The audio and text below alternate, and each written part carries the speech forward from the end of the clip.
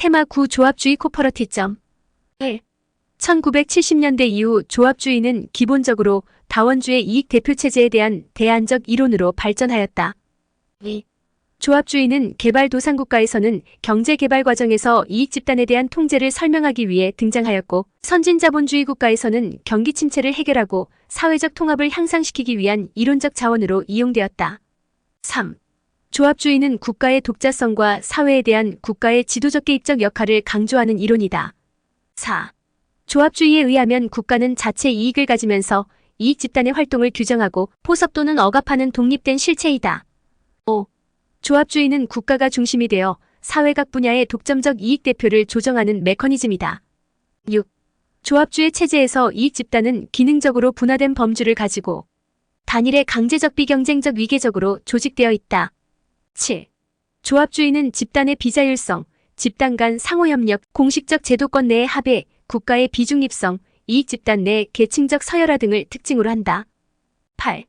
조합주의는 강제적이고 비경쟁적이며 위계적이라는 점에서 다양한 이익 집단의 자율적이고 경쟁적인 이익 표출을 전제로 하는 다원주의와 대비된다. 9. 조합주의 체제에서 영역별 이익 집단들은 전국적이고 전문적이며 독점적인 이익 집단의 형태로 조직화되어 있다. 10. 조합주의에서 정부는 중립적이지 않으며 특정 이익 집단들에 대해서는 차별적으로 배제하기도 한다. 11.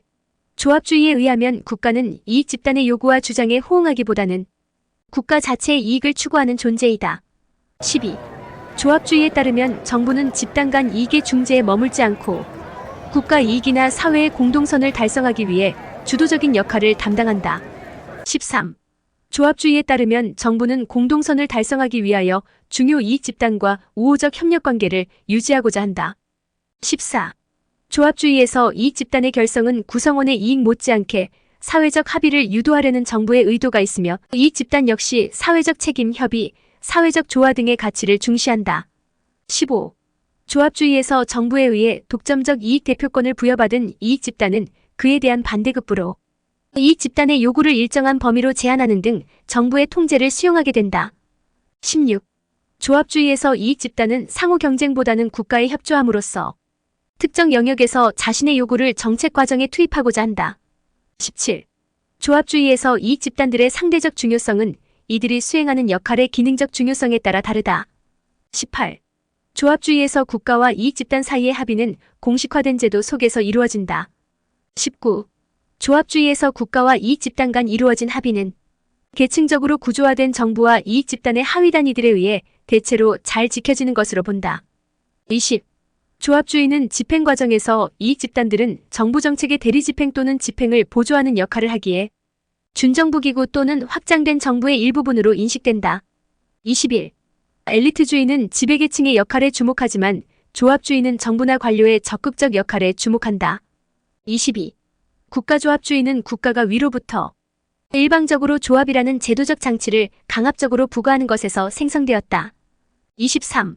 국가조합주의는 국가가 민간 부문의 집단들에 대하여 강력한 주도권을 행사한다고 보는 모형이다.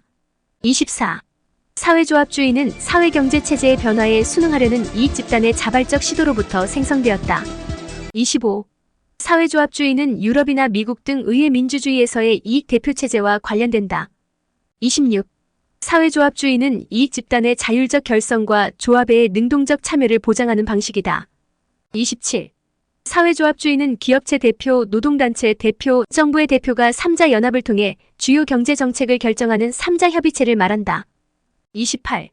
신조합주의는 다국적 기업과 같은 중요 산업조직이 국가 또는 정부와 긴밀한 동맹관계를 형성하고 이들이 경제 및 산업정책을 함께 만들어간다고 설명하는 이론이다.